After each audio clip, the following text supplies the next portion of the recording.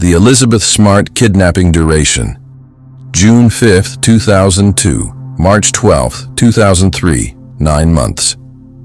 Location: Salt Lake City, Utah, USA.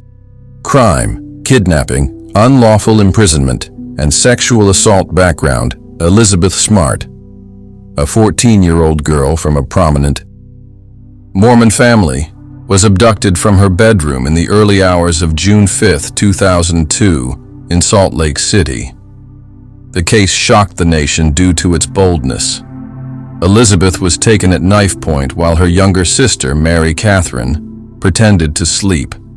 In the same room, the kidnapping sparked a massive search effort, media frenzy, and one of the most extensive missing person investigations in U.S. history.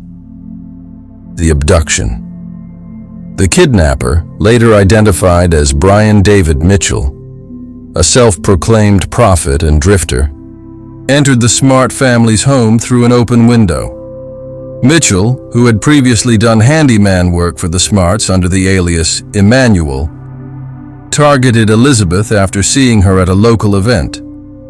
Armed with a knife, he woke Elizabeth, threatened to kill her family, and forced her out of the house. Her sister, Mary Catherine, witnessed the abduction, but was too terrified to raise the alarm immediately. Mitchell took Elizabeth to a remote campsite in the mountains above Salt Lake City, where he and his wife, Wanda Barzee, held her captive. Mitchell subjected Elizabeth to daily sexual assault, starvation, and psychological manipulation, claiming she was his wife under his delusional religious beliefs. Barzee, complicit in the crime, assisted in keeping Elizabeth restrained and isolated.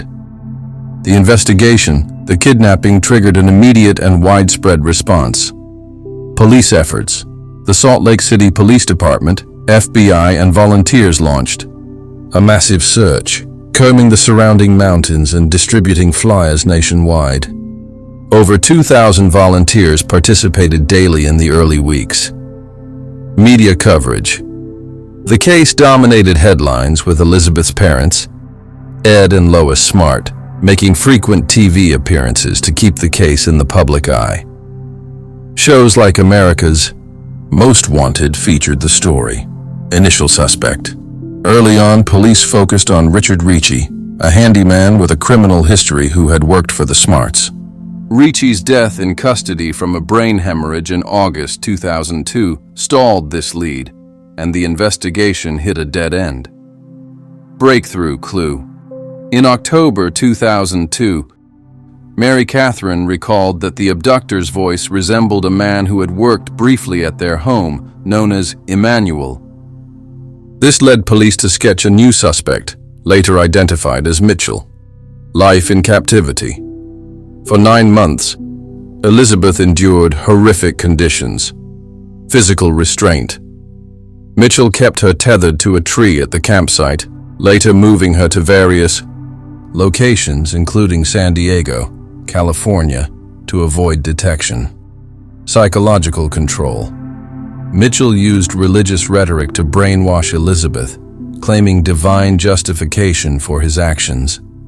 He forced her to wear a wig and veil in public to disguise her identity. Missed opportunities.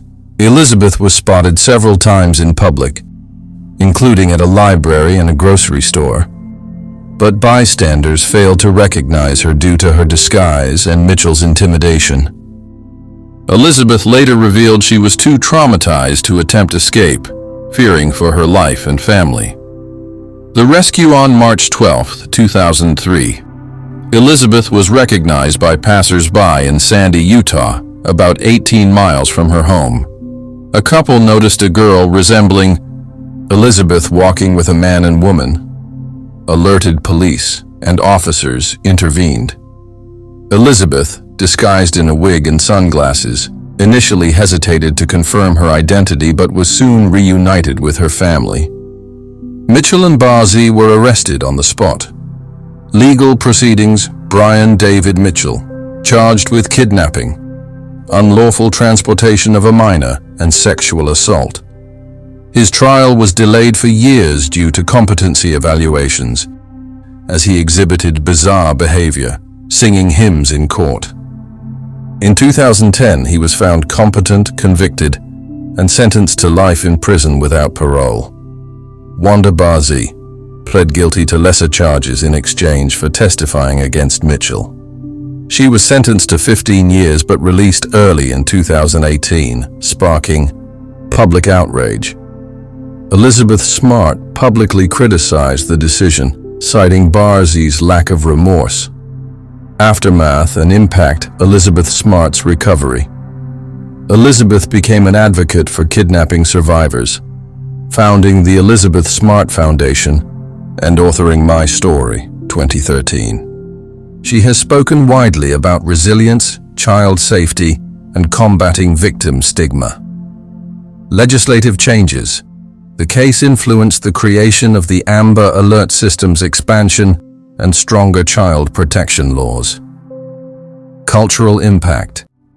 The kidnapping gripped the nation, highlighting issues of child safety, religious extremism, and media's role in missing person cases. It remains a staple in true crime media, covered in documentaries like The Elizabeth Smart Story, 2003, and I Am Elizabeth Smart, 2017.